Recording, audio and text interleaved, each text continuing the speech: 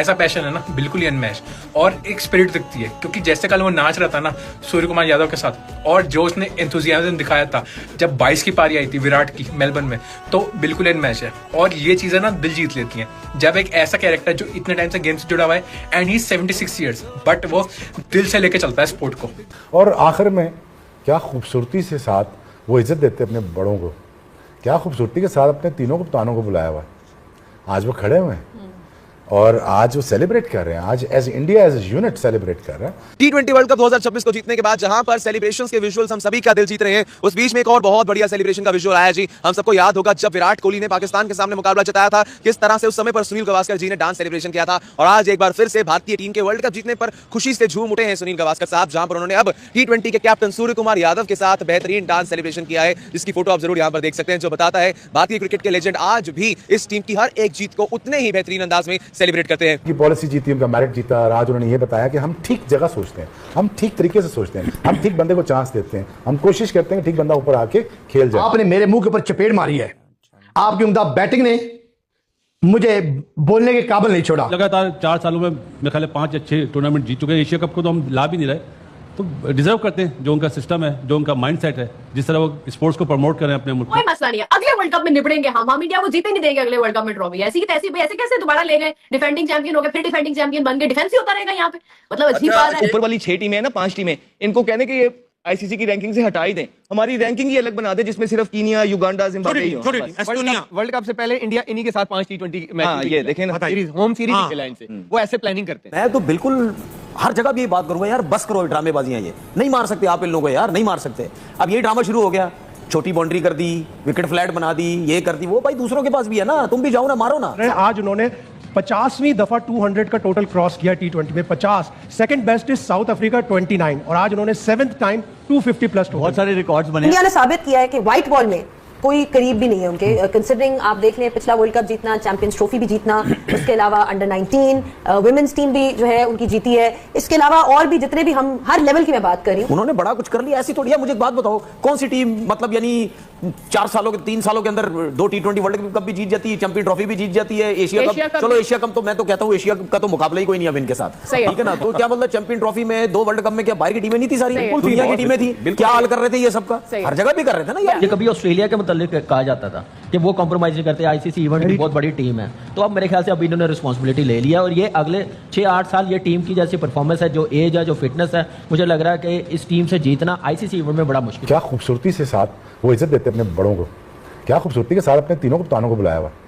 आज वो खड़े हुए हैं और आज वो सेलिब्रेट कर रहे हैं, आज as India as unit celebrate कर रहे हैं। बहुत बहुत इंडिया को मुबारक हो। अभिषेक शर्मा की भी हिटिंग देखते हो और ईशान किशन की भी, जमीन आसमान का फर्क लगता है। वो लगता है कि यार कितनी खूबसूरत शॉटें मार रहा है, मजा आता है उसको देखकर, मेहनत से नहीं मार रहे। और आज एक मैं इंडियन टीम को क्रेडिट जरूर दूंगा, उन्होंने एक मिथ खत्म कर दिया कि फास्ट बॉलर टूर्नामेंट जितवाते हैं, भाई बैट्समैन भी जितवाते हैं। उन्होंने साबित कर दिया, उन्होंने साबित कर दिया कि बैट्समैन भी टूर्नामेंट, देखें सेमीफाइनल फ्लैट विकेट, टॉस हार गए, अगलों ने 250 कर दिया, आज उन्होंने कहा 250 कर दो फाइनल मैच। उन्होंने ये मिथ खत्म कर दिया कि फास्ट बॉलर ही टूर्नामेंट जितवाते हैं। इंडिया ने साबित किया है कि व्हाइट बॉल में कोई करीब भी नहीं है उनके, कंसिडरिंग आप देख लें पिछला वर्ल्ड कप जीतना, चैंपियंस ट्रॉफी भी जीतना, उसके अलावा अंडर 19 वुमेन्स टीम भी जो है उनकी जीती है, इसके अलावा और भी जितने भी, हम हर लेवल की मैं बात कर रही हूँ। व्हाइट बॉल सुप्रेमेसी जो शायद एक जमाने में ऑस्ट्रेलिया की होती थी 90s में, जब पाकिस्तान आपने भी उस टाइम पे खेला हुआ है। कैसे देखते हैं इस विक्ट्री को?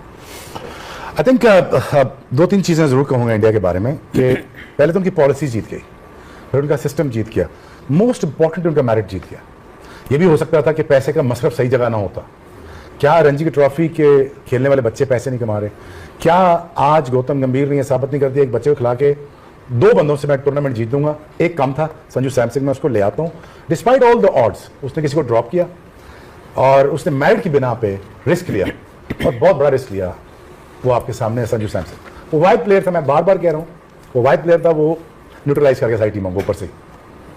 अभिषेक बहुत जवान है, बच्चा है, मेच्योर है, बहुत क्रिकेट अभी इसने सीखना बाकी है, but he is somebody is very mature. आज उनकी पॉलिसी जीती, उनका मेरिट जीता, और आज उन्होंने ये बताया कि हम ठीक जगह सोचते हैं, हम ठीक तरीके से सोचते हैं, हम ठीक बंदे को चांस देते हैं, हम कोशिश करते हैं कि ठीक बंदा ऊपर आके खेल जाए। 15 खिलाड़ी सेलेक्ट होते हैं, बहुत सारे ड्रॉप होते हैं, इसमें लेजेंड्स ऑफ द गेम है रोहित शर्मा और Virat Kohli. They say goodbye to them and now they've gone on to win the World Cup. They are a part of the winning World Cup squad.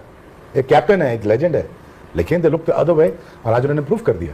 और मेरा ये ख्याल है कि आई थिंक जिस speed से वो जा रहे हैं, और जिस तरह वो पैसा खर्च कर रहे हैं अपने सिस्टम्स के ऊपर, ग्राउंड्स के ऊपर, पॉलिसीज़ के ऊपर, अपनी उनके लैब्स देख लें, उनके बायोमैकेनिक लैब्स देख लें, उनके ट्रेनिंग सेंटर्स देख लें, उनकी मशीनें देख लें, उनका इंजेक्शन ऑफ द मनी देख, जितना वो पैसा बाद में इंजेक्ट कर रहे हैं। और आखिर में क्या खूबसूरती से साथ वो इज्जत देते हैं अपने बड़ों को, क्या खूबसूरती के साथ अपने तीनों कप्तानों को बुलाया हुआ। आज वो खड़े हुए हैं और आज वो सेलिब्रेट कर रहे हैं, आज as India as unit celebrate कर रहे हैं। बहुत बहुत इंडिया को मुबारक हो और आपका मेरिट आपको मुबारक हो और खुशी मनाइए और जीते जाइए। लगातार 4 सालों में मेरे ख्याल 5 या 6 टूर्नामेंट जीत चुके हैं। एशिया कप को तो हम ला भी नहीं रहे, तो डिजर्व करते हैं। जो उनका सिस्टम है, जो उनका माइंड सेट है, जिस तरह वो स्पोर्ट्स को प्रमोट कर रहे हैं अपने मुल्क में, वो डिजर्व करते हैं जीतने के लिए। कमी इसमें इस टाइम पीरियड में बहुत सारी चीज़ें हुई होंगी वहाँ पे भी, ऐसा नहीं है कि नहीं हुई होंगी, लेकिन कभी भी उन्होंने क्रिकेट पे कंप्रोमाइज़ नहीं किया। इसीलिए कंसिस्टेंट रिजल्ट्स तभी आते हैं कि जब आप अपने सिस्टम में कंप्रोमाइज़ नहीं करते। बिल्कुल ऐसे ही है, परफॉर्मेंस दिखा रही है और कामयाबी है उनके सिस्टम की। जैसे पिछले मैं समझता हूँ 12-15 साल से वो लेके चल रहे हैं क्रिकेट। पिछले 4 सालों में आप देखें कि 5 से 6 इवेंट उन्होंने जीत लिए हैं। अनबिलीवेबल परफॉर्मेंस और वेरी वेल डन। सिस्टम को भी, टीम इंडिया को भी बैक टू बैक चैंपियन बनना ये टीम डिजर्व करती थी जैसे खेल रहे हैं। और जैसे मैनेजमेंट पे भी प्रेशर था, टेस्ट मैचेस में अच्छी परफॉर्मेंस नहीं, वाइट वॉश, होम सीरीज काफ़ी क्रिटिसिज्म हुआ गौतम पे भी, लेकिन कॉम्प्रोमाइज़ नहीं किया सिस्टम के साथ, इसी वजह से वो चैंपियन बने। Very well done. आपने सिस्टम की बात की तो मैं आप लोगों को दिखाना चाहता हूं कि 2007 में ये फर्स्ट टाइम जो है वर्ल्ड T20 खेला गया था। तब से लेके अब तक इंडियन टीम की क्या परफॉर्मेंसेज रही ये सारे वर्ल्ड कप्स में, उसकी स्लाइड देखते हैं।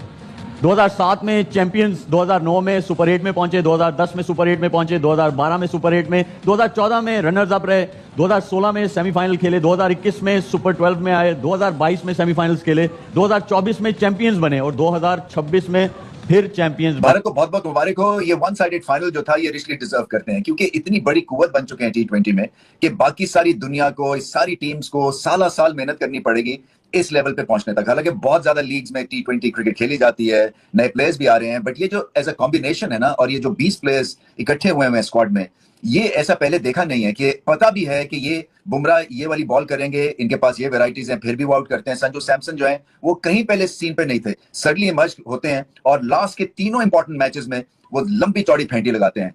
सो ये एक तो स्टैंडर्ड मेंटेन किया हुआ है भारत के इन प्लेयर्स ने, सिस्टम स्ट्रांग है, सिलेक्शन बहुत ही अच्छी है, उसके बाद हौसला हिम्मत, एनवायरनमेंट बहुत ही ज्यादा अच्छी है, कंपेरेटिव एनवायरनमेंट है और फ्रेंडली एनवायरनमेंट भी है, एक दूसरे को लुक आफ्टर करते हैं। ये ऐसी नहीं टीम बन जाती है कि जादू की छड़ी होती है, इसके पीछे सालों साल का एक प्रोसेस है, प्रैक्टिस है, टैलेंट को आइडेंटिफाई करना है, फिर प्लेयर्स को बैक करना है और एक ऐसा माहौल क्रिएट करना है जो कि चैंपियन माहौल हो। ये आसान बात नहीं है कि बैक टू बैक आप वर्ल्ड कप जीत जाएं T20 क्रिकेट में, जो कि कहलाई जाती है chancy, fickle, on the day performance. इसमें जो है कंसिस्टेंसी अचीव करना और वर्ल्ड लेवल पे कंसिस्टेंसी अचीव करना, ये बहुत बड़ी बात है। इंडिविजुअल लेवल पे तो मैन फॉर मैन न्यूजीलैंड से तो बहुत ही आगे थे, हमें पहले से ही पता था, बट ये नहीं पता था कि इस नमस्कार दोस्तों, स्वागत है आपका हमारी यूट्यूब चैनल में। दोस्तों, भारत और न्यूजीलैंड के बीच T20 वर्ल्ड कप का जो फाइनल खेला गया, और जैसे ही भारतीय टीम ने वर्ल्ड कप फाइनल की जो ट्रॉफी है उसको हाथों में लिया, वैसे ही पाकिस्तानी मीडिया के बीच में खलबली छा गई।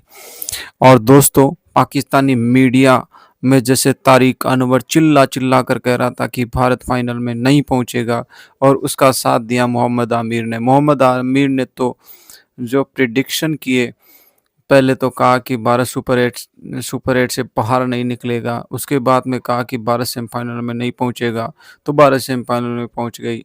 उसने फिर कहा कि भारत फाइनल में नहीं पहुंचेगी, तो वो भारतीय टीम फाइनल में भी पहुंच गई। और उन्होंने कहा कि अब फाइनल पहुंच गई तो भारतीय टीम फाइनल नहीं जीतेगी। तो मोहम्मद आमिर का भारतीय टीम के लड़ाकू उन्हें बहुत तगड़ा जवाब देते हुए भारतीय टीम को फाइनल जिता दिया और न्यूजीलैंड को बहुत तगड़ी मात दी। दोस्तों, 256 का टारगेट दिया था न्यूजीलैंड को, और न्यूजीलैंड की बल्लेबाजी ताश के पत्तों की तरफ बिखर गई भारतीय गेंदबाजों के सामने। लेकिन फिर भी अब पाकिस्तानी मीडिया में अजीब अजीब रिएक्शन आ रहे हैं। कोई कह रहा था कि इन्होंने चिप लगा ली, किसी ने क्या कहा कि बॉल टेपरिंग कर ली, किसी ने क्या कहा। ये याद आ रहा है हमें 2003 का वनडे विश्व कप, जब भारतीय टीम की बैंड बजाई थी ऑस्ट्रेलियाई बल्लेबाजों ने, तो भारत की ओर से ऐसे ही सवाल उठे थे कि उन्होंने बल्ले में कुछ ऐसा छिपा कर रखा जिससे जो बॉल है बहुत दूर जा रही है।